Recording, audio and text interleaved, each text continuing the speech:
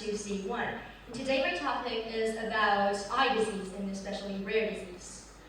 We all know that vision is one of the most important ways for people to perceive the world. Through our eyes, we can see the surrounding environment, recognize people, and do many other things. Without vision, you won't even be able to watch me deliver this speech.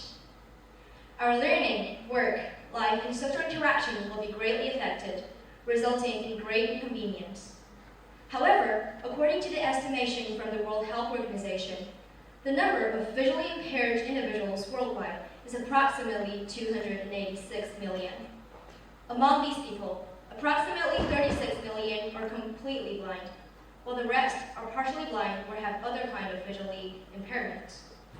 Taking the global population as a reference, the proportion of this population is as high as 3.8%. Most of you may not be very familiar with the disease of keratoconus, which is a rare disease affecting the vision. Under normal circumstances, the cornea of the eye has a spherical shape that can focus light on the retina. But in keratoconus, the cornea gradually changes from a circular shape to a cone, causing light scattering and deflection, resulting in inaccurate light focusing.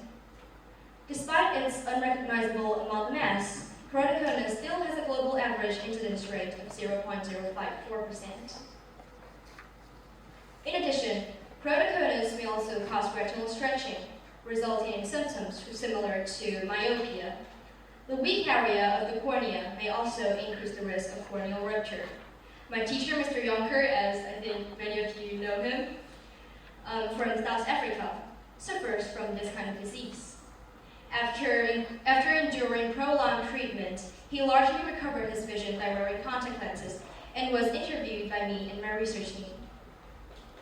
According to the data in the figure, the disease is widely spread in Asia, Europe, and America, especially in the Middle East region. When we asked Mr. Jonker about the number of keratoconus patients in South Africa, he said there were many patients, and the incidence rate of Indian population was particularly high. Despite frequently reported prevalence of keratoconus in Africa, we can see that data about the disease is missing in the region according to the figure. Regarding an interview with the attending physician in South Africa, Jonker stated that an investigation of South African patients is severely insufficient, and therefore cannot accurately assess the number and prevalence of patients in the region. The lack of data and research has constrained the development of the healthcare system and government healthcare security system. Keratoconus usually develops between the ages of 10 and 30, and tends to stabilize between the ages of 30 and 40. The cornea of those people with this kind of disease will gradually become thinner, and its surface curvature will increase, causing problems such as blurred vision, diplopia, myopia, astigmatism, photophobia, and possibly leading to corneal rupture and blindness. By taking Mr. Jonker's story as an example, he experienced visual impairments at the age of 12 and began to suffer from this disease around the age of 13. 13 years old, but I believe I was suffering with it, or suffering. I had started showing symptoms at the age of 12. Okay, and how has your condition progressed since then? Keratoconus is one of those diseases that as a person goes through puberty, it gets worse. So when it first started off, it was occasional eye rubbing and blurry vision, and I would have to squint my eyes like this in order to see something far away. It meant my results, my grades went down because I couldn't see the board, and I didn't know what was happening to me. And then they diagnosed it, and then I would wear contact lenses, hard contact lenses, very specific to the disease. Unfortunately, what had happened then is, after that, the disease got worse, and then this eye actually ruptured. There was a rupture in the cornea, which resulted in me needing to have a corneal transplant, and that's most of where I'm at the moment. Then how has keratoconus influenced your life? It's made me appreciate. It's made me appreciate my senses a lot more. Made me learn to value the simple things, because there was a stage in my life for a week, I was not able to see. I had just had a surgery done on my right eye, and I had just lost vision in this eye because of the rupture in the cornea. And for a week of my life, I could not see. I was blind. And from that experience, it made me, like, you'll now see me walking around and I'll take some time and I'll stare at something that I think is beautiful, that I think is worth realizing. So I think that has made me appreciate, but it's also made me extremely motivated because I don't know how this disease is going to progress in the future. People say it can stabilize, people say it can get worse, but it means that right now is all I have. I do not know what will happen tomorrow, I'm not sure. So it's got a twofold effect, I suppose.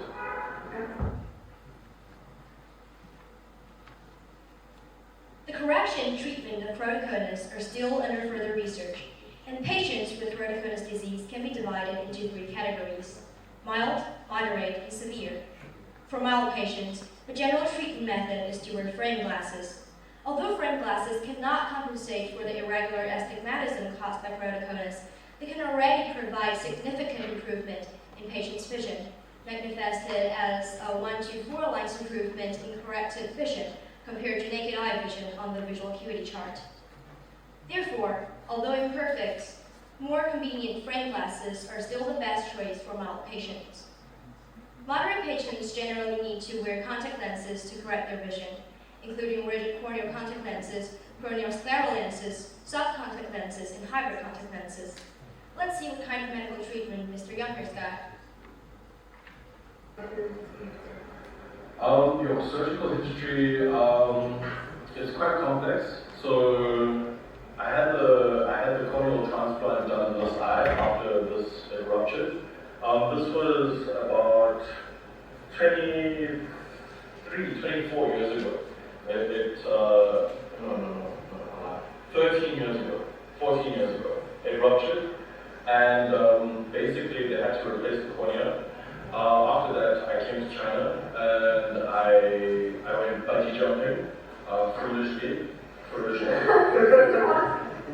And what happened was the stitches in the cornea popped open, and it created a situation where my body started rejecting the cornea, and the cornea then became white, clouded, infected, pus, and all of that stuff started coming out. So I had to get treated with cortisone steroids, and it reduced this.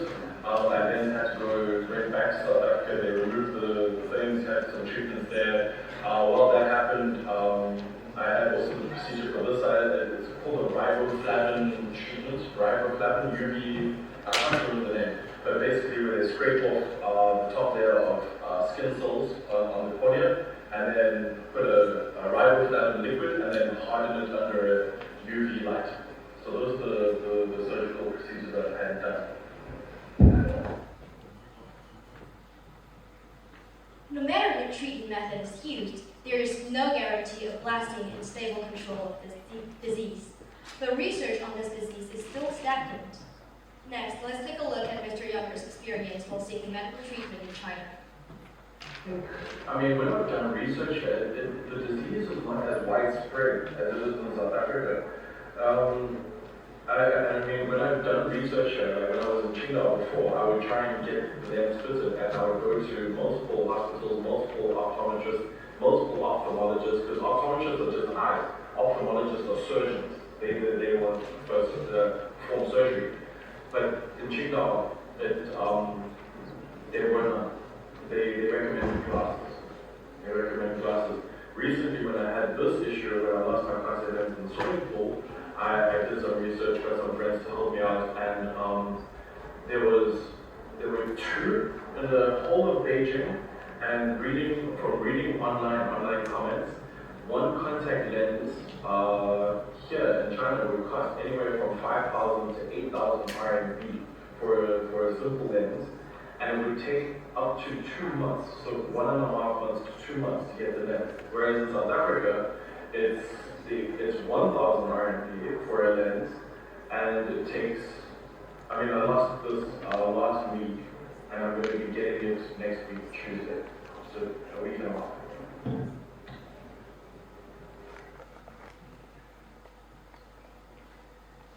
We can see from his experience that due to the relatively rare nature of this disease, research on its medical condition in various regions has not given sufficient attention, resulting in high prices of corrective devices such as contact lenses, low efficiency of the medical security system, and poor medical experience for patients. In addition to the lack of relevant research, there is also a lack of government policy subsidies that lead to high medical prices. Respondents stated that the South African government provides almost nothing in terms of subsidies other than basic medical care.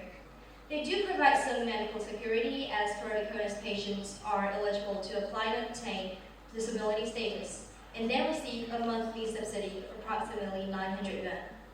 But it is far from enough.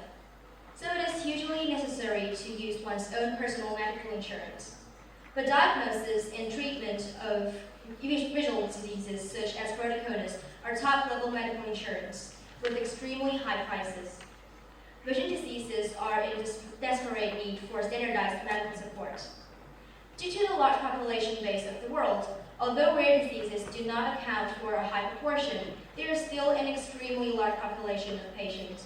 When we pursue advancements in fields such as genetic engineering, artificial intelligence, and stem cell research, researchers cannot ignore further research on rare disease. Governments cannot ignore the difficulties faced by patients seeking medical treatment or the imperfect policies due to low disease rates. Rare disease groups should speak up for themselves and call for more people to pay attention to their conditions. Thank you.